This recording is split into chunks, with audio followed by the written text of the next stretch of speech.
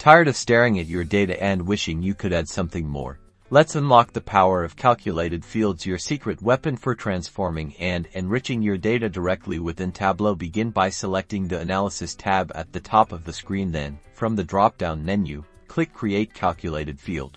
This opens the Calculated Field editor. Give your new column a descriptive name, like Sales Profit Ratio. Next, you'll build the calculation itself. Here's where the magic happens. You can write your formula using existing fields, arithmetic operators, and Tableau's built-in functions. You can directly type your desired function into the formula input field, or you can search for the right parameters on the functions and operators boxes. For this example, let's create a sales profit ratio. Begin by typing in your formula. Sum of sales, sum of cost, which is an important financial metric to observe. Notice how Tableau provides real-time validation, letting you know if your formula is correct. After you've entered the formula, click OK. Your new calculated field will now appear in the Measures or Dimensions pane, depending on the data type.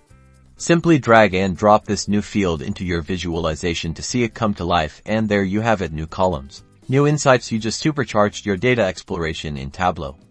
Now you can see your calculations right in the view.